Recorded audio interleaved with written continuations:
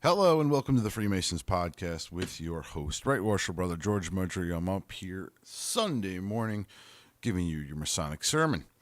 Today we're going to be covering episode 234, Portugal's Initiation Well.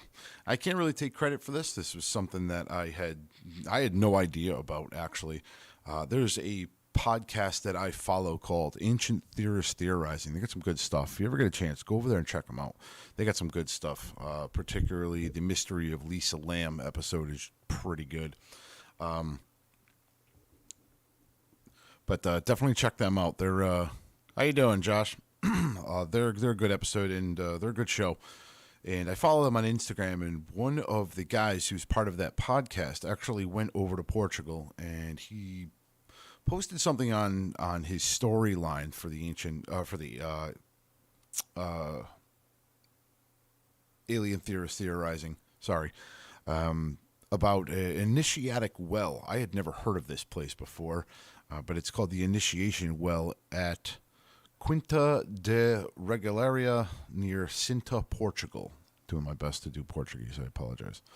And what they had written on there was a Freemason. He wrote something about Freemason ritual or something, and I chimed in, trying to give some information as best I know. And again, I've never been there.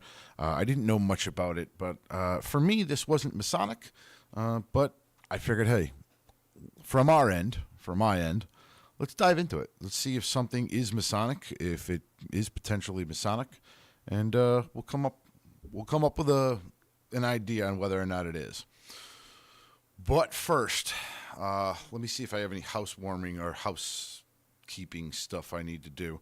Happy birthday to Worship Brother Joe Zanino. He turned the big 5-0 today, so he's probably recovering, probably from a late last night. I know Ken is, because Ken went to Beer Fest at Mohegan Sun last night, and yeah, you all know how that goes. But neither one of them up here today, so it's just little old me, which means this morning I got the poop at the door open. Anyway, I don't have anything for housekeeping material, so actually, I do have one thing I want to do. I was asked if I can give a shout out to someone, and that'd be Brandon Harder. He's a Patreon and he had said, hey man, he's like, I love the show. I'd love to have a shout out. So here you go, Brandon Harder. Here's your shout out, brother. All right, let's get into this then while we're at it. This is the Initiation Well, again, in Portugal. And the story goes off, and it's actually quite, let me put this up here so you guys can see it.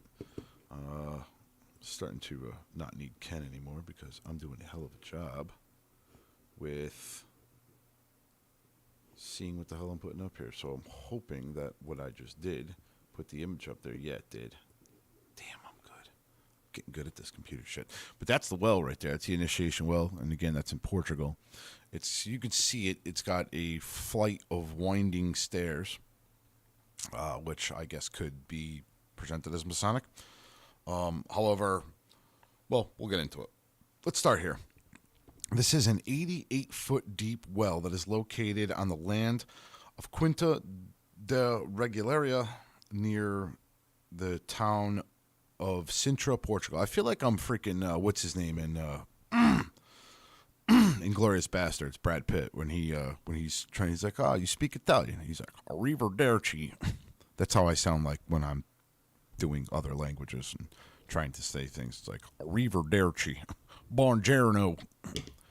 Anyway, the well was never used as a well. In fact, was never built to serve as water source at all. It was built for secret ceremonial purposes, and this is in a palace. If you again, you can Google search these images. I'm just kind of showing you what the well looks like. But this is actually inside a palace, as seen from the bridge over the lower gate. This is a picture of the palace. It's quite impressive. The owner of Quinta de Regularia, the wealthy Portuguese businessman Antonio Gusto son of a bitch. I know I'm going to get shit for this, but Cavallaro Monteiro was a well-known Freemason. Okay, I did not know he was a Freemason. I will definitely check into it. With the assistance of the Italian architect Luigi Manini, he designed and constructed a 4-hectare property with enigmatic symbols, enigmatic buildings, mysterious parks, and underground tunnels. Interesting. All of the structures erected at Quinta de Regularia are filled with many symbols which are linked to Masonry, alchemy, the Rosicrucian, Hermetic legacy, the Knights Templar, and tarot mysticism. Okay. The Quinta de Regularia, Christ, I wish they'd stop you saying that, is known as the Palace of Monterio the Millionaire.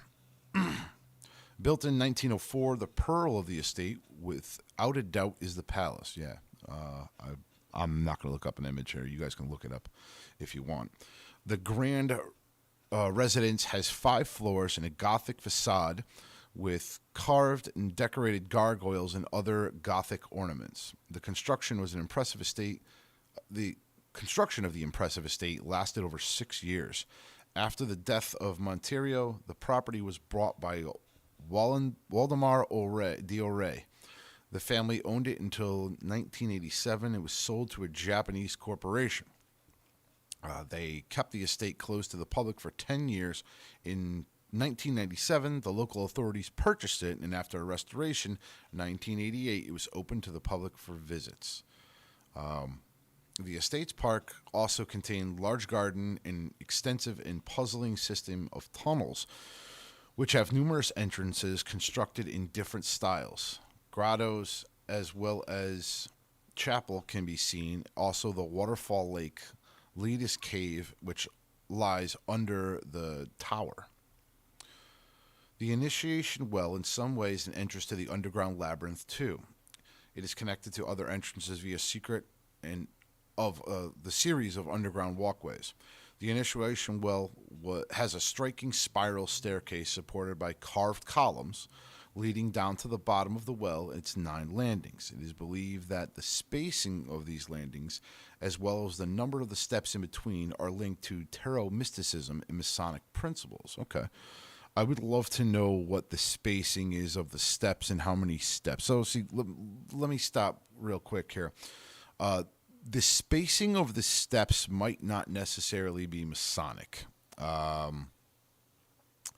We don't really follow the spacing of the steps. One of the things we do in the middle chamber, if you will, is we have a series of steps, which consisting of 3, 5, and 7. That's well known, and we can look that up on the internet. And the 3 are for the 3. They have different meanings. 3 degrees of Freemasonry, amongst other things. 5 is for the senses, and 7 is for the liberal arts. So I'm curious to know if these stairs are following that, or they're just talking about the spacing of the stairs, because I don't really know if the spacing matters. But anyway, at the bottom of the initiation well is the compass over the Knights. Well, is a compass over the Knights Templar cross, which is said to have been the coat of arms. A compass over the bottom of the initiation. I'm looking at it right now.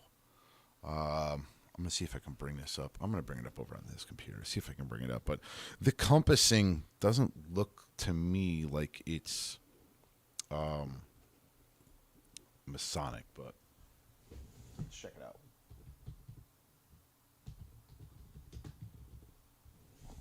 Check it out here. Let's see if I can do this. I'm kind of new at this. I'm not too good at images and stuff. So I'm going to check it out. See if I can bring it up to the bottom. Here we go. Boom. Let's save this image. Index. All right, whatever. We'll call it whatever. Let's go over to OBX. Let's see if I can change this now.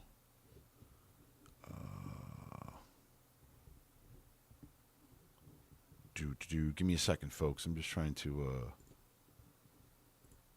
see if I can change this. Yeah, here we go. All right, I'm going to blow this up a little bit so you guys can see it. There we go. Boom. So this is the bottom of the stairs. You should be able to see it on your screen now if you guys are watching live. You can see, there we go. Yeah. So that's the bottom, and it's said to be the Knights Templar cross and a compass. It says a compass. The compass isn't. I don't know what the hell you're saying. Josh McCrae busting my balls here, talking. He's writing in Portuguese. Yeah, I don't know what the hell you're writing.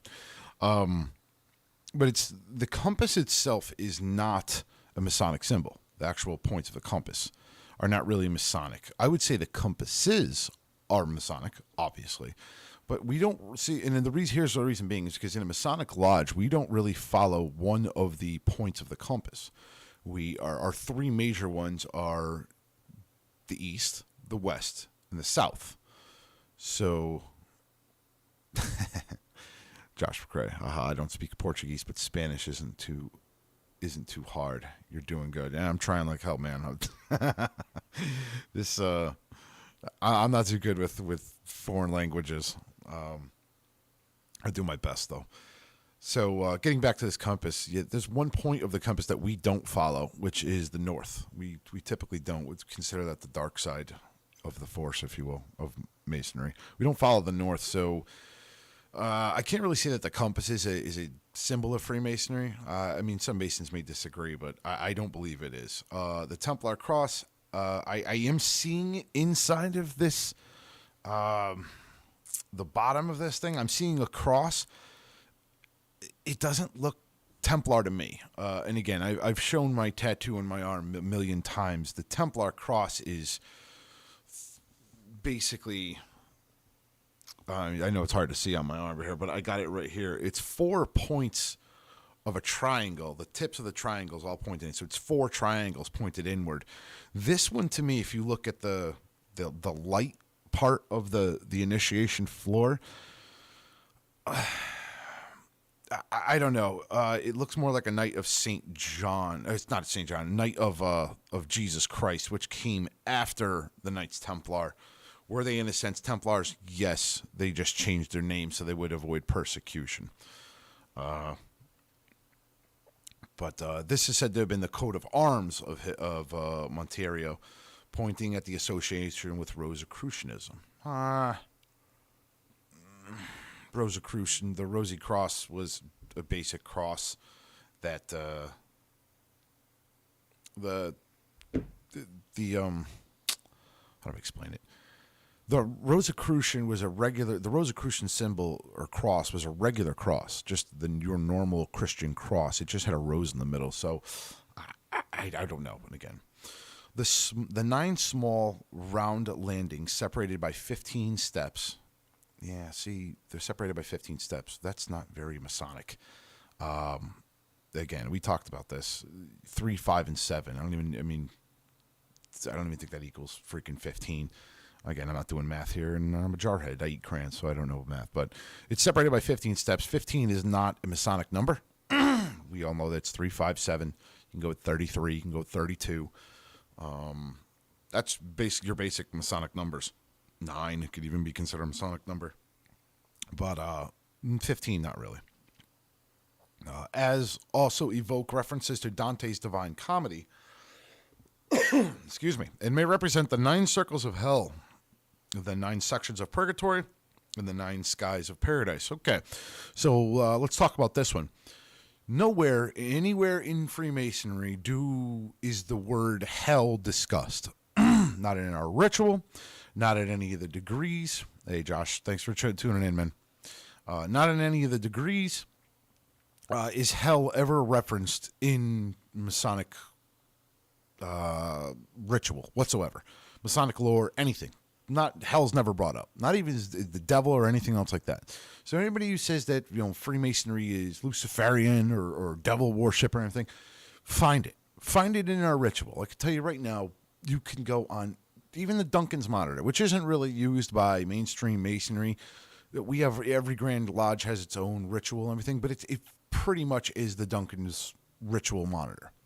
If we're being honest, read it. You're never going to find hell or anything in there whatsoever. Now, it is discussed, I believe, in Manly P. Hall's, and I've never read the book before, but the Secret Teachings of All Ages. And I believe hell is also discussed in Albert Pike's Morals and Dogma. But understand, those aren't sanctioned ritual books. They're the writings of a Mason. Which, and again, Masonry isn't a dictatorship. It's not a totalitarian state. Any Mason can write any book about anything they want at any point in time. So it doesn't necessarily mean that it's Luciferian. It's just one person's writing of their books. I mean, God, Dante's Inferno, Divine Comedy, that could be considered Luciferian. I mean, he's talking about the 9 circles of hell. He's talking about descending into hell. I've read it before. I've heard the story. It's about Dante, who's distraught about his wife dying. He descends into hell. I believe they reference suicide in it, but I'm not 100% sure. But he goes down to hell, he descends into hell, and then he makes his way out, basically, in a sense, is the best way I can explain it. But, I mean, that book, that could have been controversial. I mean, it could still be controversial. I'm sure it was controversial back in its day. Moving on.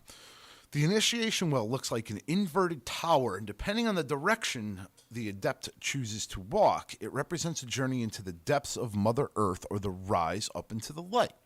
Symbolically, the well represents the death and rebirth allegory. Okay. Typical within many mystical traditions. The journey through the well is like a rebirth through the Mother Earth's womb. Okay. Let's break this one down. We talk about rising to the light in Freemasonry. So that one I can get on board with. Okay. We in Freemasonry don't ever talk really in our ritual about journeying into the depths, with the exception of 1 degree in the Royal Arch, which is talking about descending into King Solomon's mine to find an item. And the other thing is the Chamber of Reflection, which we have the vitriol thing. So the Chamber of Reflection could be a quote-unquote descent, if you will. But understand that the Chamber of Reflection is not it's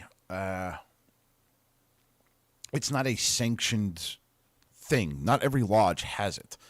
It's more of an extra to a lodge, if a lodge does have it. And understand, many grand jurisdictions, and I can't speak for all of them, they don't allow chambers of reflections. It's not part of the ritual. They don't recognize it. Here in Connecticut, our Grand Lodge is pretty cool about it. They kind of let lodges, they give their own autonomy to do whatever. If they want to have one, they can have one. There's no rules against it. You know, we've had grandmasters come up here and look at the chamber of reflection. Actually, most worshipful brother Marshall Robinson seen ours when he was grandmaster. He's like, and he basically said, that's creepy as shit. I'm never going in there. So, but he didn't care. It was really cool. Let's continue on. There's also a smaller well on the property, which has a straight staircase that connects a series of ring-shaped floors to one another. This well is called the unfinished well. The 2 wells are connected via the ground system of tunnels.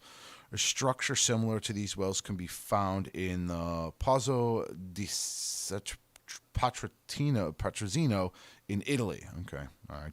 Screwed up that Italian. On the property are also 2 artificial lakes and several fountains. Again, I'm not 100% seeing how that... The only connection I can make here, and I'm going to play devil's advocate here, is you have the finished well and the unfinished well. Not too much different than the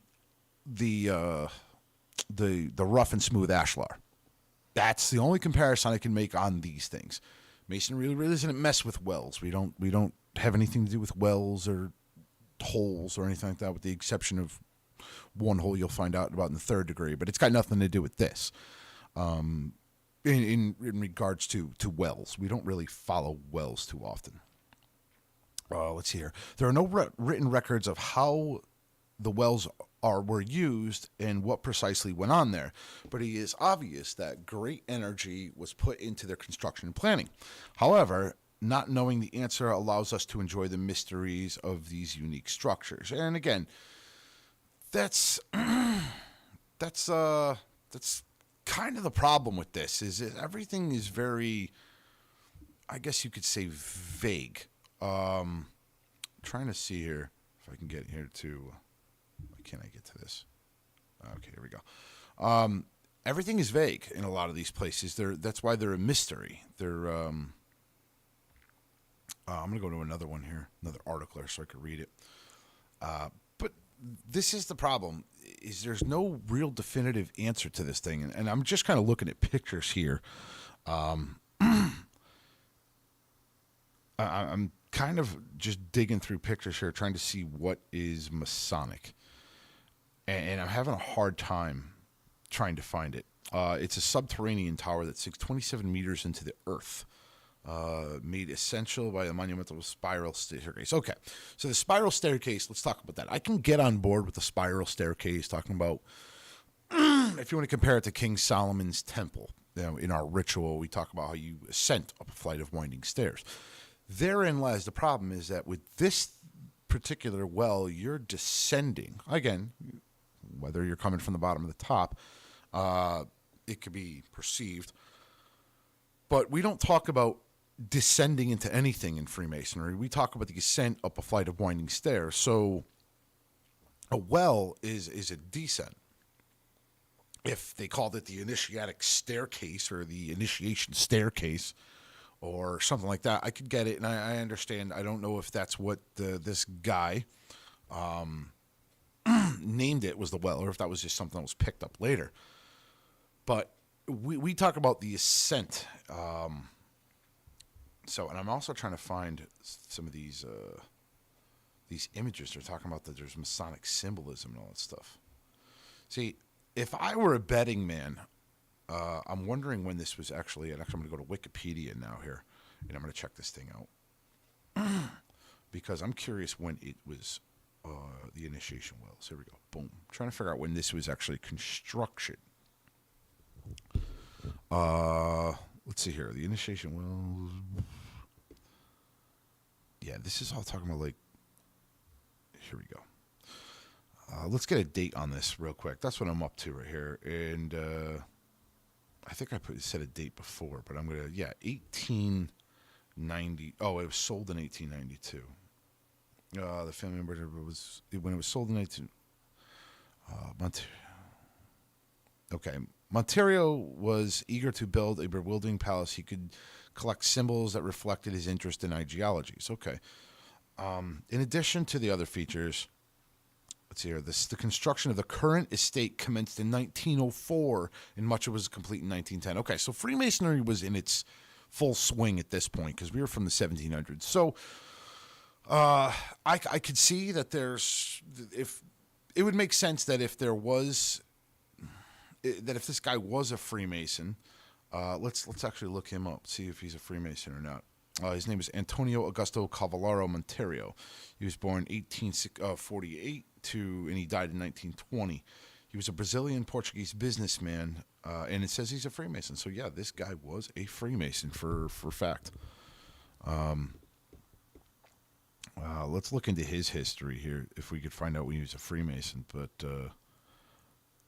again, this is the problem with when people say, "Oh, he was a Freemason." Where's your reference? So here's his tomb, though. Let's talk about this dude. He's got a beard. Carvalho Monteiro had the same architect who built the Palacio de Regalara. Luigi Menini built his tomb in Prazeres Cemetery. All right, so the guy who built his house also built his tomb. The door of the tomb, also encrusted with symbolism, was opened with the same key that opened the Palacio de Regalaria and his palace in Lisbon on the Rua do... I hate that I can't speak other languages, or at least pronounce them. As visitors enter the cemetery grove, they encounter the tomb on the left with the orientation, size, and shape of a Masonic temple. Interesting. Oriented toward the east. It is covered in various symbols. The door knocker is engraved with a bee carrying a skull. Okay. The bee, which is diligent, hardworking, represents the Mason in his organized work. Yes and no. All right. So we have this symbol called the beehive in Freemasonry. We got the beehive. The beehive is a representative of industry and work. Be a hard worker, be a good worker, work your ass off, because the harder you work, the better the reward. Yes, I guess the B in its sense could be. And I also got another article from another person who chimed into me, and it showed that Johnny Depp and Amber Heard had a B on their ties or whatever, their suit ties or whatever they were wearing in court. See, this is the problem with symbolism, is that anybody can look at a symbol and say, oh, that's got to be Masonic. That's got to be Masonic. And then write a whole freaking write a whole freaking article about it on the internet and say, oh, see, I told you they're Freemasons. No, it's, what the hell? That's creepy. Siri is talking to me on my watch. So the B, yeah, it's a symbol for industry, but it doesn't necessarily mean it has to be Masonic. But in this case, this guy was a Mason. I would much rather see him. I would much rather see a correlation with the beehive. But again, we're talking 1800s here, 1900s. The gradamento, which can be seen in the back of the tomb, is festooned with the symbolic wine and bread. Oh, yeah. Okay, this guy was definitely a Freemason, though. So when I said that the initiation temple, I wrote it to the guy who was at the Ancient Theorist Theorizing, and I said it was not Masonic. All right, I'm going to have to eat crow here. I think some of the stuff that he did do is Masonic. But I think it was also tied in with a lot of other stuff, too. So I don't know if that well was used as an initiation into Freemasonry, because if this guy was a true-to-life Mason, which is what I'm reading, this guy was a true-to-life Mason. And again, we're talking from, this thing was started in 1907. The Freemason ritual of initiation was already well underway. So our ritual of initiating people was already set in stone in pretty much what it is today. So with that being said, I think this guy liked a lot of allegory, and he enjoyed a lot of making things on his own and being inventive. But I don't believe that the well is Masonic. This was his creation of his own mind about things that he enjoyed from a plethora of other secret societies, if you will, and in ideologies. Because understand, not all the things that he was into were actually a secret society. They're an ideology too. But if he's got the wine and bread,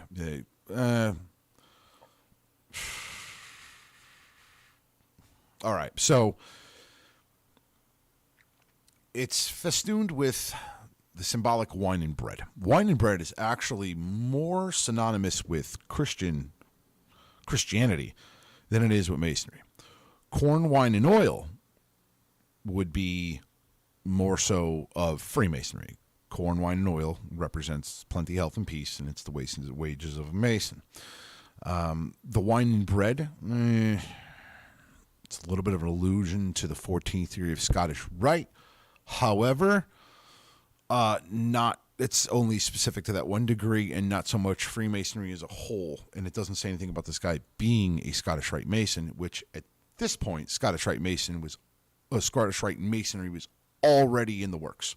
Albert Pike superseded this guy by a couple 100 years, I think, or maybe not, around the same time. But anyway, the wine and bread, the spirit, and the body. Yeah, Christianity. There are decorative owls symbolizing wisdom, as well as poppies, the symbol of eternal sleep. Okay. Poppies are not really Masonic, and neither is really the owl. That's more esoteric. That's more tarot. That's more tarot cardish. I know Worshipful Brother Joe has one, I think, on his leg, which is an owl holding an hourglass, or I don't know, something. That's more the tarot line rather than the actual, than Freemasonry. It's more tarot cardish. Let's see here about this guy Luigi Manini. Let's see if he was a Freemason. It doesn't say he was, but let's have a look. He was just an artist, man. Holy shit, he had a hell of a career, though. I'm reading all of his stuff, and you you guys can look this up on your own if you're interested in this guy, but it does not say that he was a Freemason. Usually it's the first thing on the page, because that's what fucking Wikipedia likes to do, is they just, oh, he's a Freemason. He's crazy. But it doesn't look like he is a Freemason.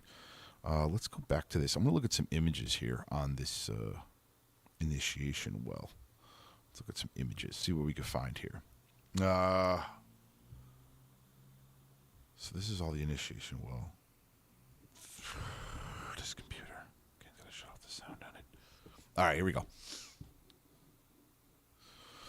So looking at these columns here, that's what I want to address here. We're going to look into these columns here. And as a matter of fact, let me see if I can bring it up over here too.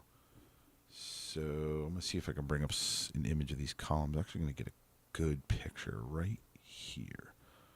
We're going to save the image. Index. Yes. All right. So we're just going to switch this over, see if we can do this. Browse. Index. Yeah, all right. So here's the image, and I know, yes, it's somebody else's image, but we're going to be quick about this. If you look at these columns, to me, I have to get a better picture. This picture ain't too well. But this picture here is it's a bad one. Let's find a better one. It's licensable. Damn it, I'm going to get yelled at for that one. Let's try this one. Yeah, here we go. This one should be a good one.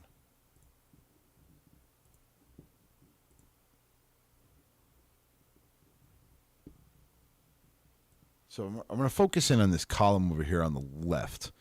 If you're looking at the image right now on the show, you'll see the column on the left. It does give the impression of a what's the word here? A Corinthian, but it's not, because if you look at it, it's not a Corinthian column. It's actually got a whole different top to it. It's kind of almost like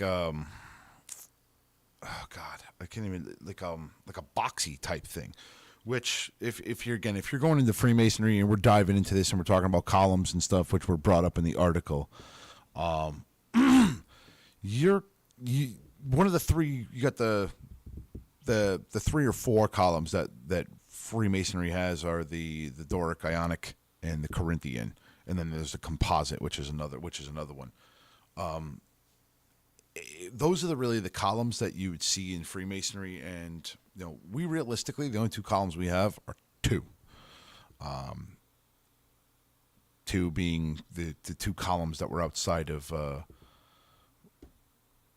the King Solomon's Temple. But other than that, I'm not seeing any other column. I'm not seeing these columns, and I'm not seeing these columns that are being known as Masonic. I'm not seeing them as well, but yeah, I'm trying to look for. Okay, here we go. I got another image here of the actual castle of the outside, or the palace, if you will, and it's all in Gothic. Freemasonry, we do have some Gothic things, but most of our what do you call them? Most of our lodges and that are decorated, they're mostly decorated in, well, at least let's talk about the New Haven one. The New Haven one here in Connecticut has 3 different lodge rooms, and they're basically called the Greek, the Roman, and the Egyptian rooms. The Egyptian room basically looks like Egypt. The inside of what you would imagine an Egyptian temple looks like. The other one is Greek and Roman, which follow that type of architectural building. There's not too many Gothic that I know of. I mean, you guys, you can say the only Gothic one that I would say is more Gothic than other lodges would be Ken's Lodge in Harmony 42. But understand that was a church before it was a Masonic temple. So you can't really say that either. But so do I believe? So let's get to the brass tacks of this. Do I believe that this initiation well is Masonic? I do not believe that the initiation well is Masonic. I'm not seeing anything, even on this image here. You look at the little windows and the inlets that it has. They're windows of 4 different sizes, and these little inlets that are in here. None of the stairs match up. The columns aren't right. It's talking about it's an initiation well rather than an ascent. It's even the depth of it, which I think what they said was 88 feet or 86 feet or something. Even the depth of it isn't right. I mean, if we're going to talk about things that are Masonic, even the George Washington Memorial, the height that it was set to, has its Masonic innuendos into it. But this, I'm not seeing anything of that nature. I think what this gentleman did, who was a Freemason, and much like we do here on the Freemasons podcast, we take different ideas of different beliefs and ideologies and groups, and we kind of we mesh them and see where they're the same or where they're different. I'm sure some of the symbology in this palace or on this property is Masonic. However, this well, I'm just not seeing it. I don't think it was used in any type of Masonic initiation. It doesn't fit the bill of a Masonic initiation.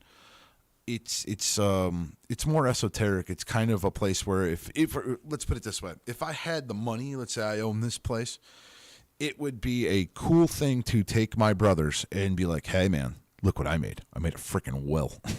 It goes down 86 feet with a bunch of stairs, and see all this cool shit on the walls.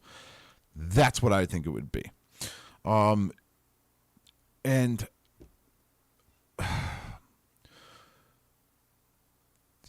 a lot of, I mean, I wish Freemasonry did more of this, but Freemasonry is what it is. It's Freemasonry, and in the way that Grand Lodges view it is, we don't want to do any innovations to Freemasonry to take away from its original craft or what it was originally meant to be and meant to be for. But I can see people wanting to be innovative and build on the degrees, look into deeper meaning, if you will, and build things such as a well that would enhance an experience about the esoteric and whatnot, and try to blend Freemasonry and other things with the same to try to find, again, we're all in the search for the light. That's what Freemasonry is all about. As for this being a Masonic actual used initiation ceremony, part of our degrees, I'm going to go with a big no. That's not. I'm not seeing it that way. I don't believe that's what this is. However, I mean, everyone's up for their own debate. I do got to give credit to the ancient theorists theorizing. Great picture. I hope you had a great time there. If anybody has any other further information on this, I will definitely revisit this. I've never seen this site before, so I'm kind of just going off of what my own research and belief is, and what I know from my inside being a Freemason, that I'm not seeing anything that's Masonic in this. But I hope you guys enjoyed this episode. I'm going to cut this a little short. It's Sunday morning. I'm trying to get the hell out of here. So, but I want to thank you guys all for tuning in and checking this out. And for the Freemasons podcast, I'm Right Worshipful Brother George Mudry.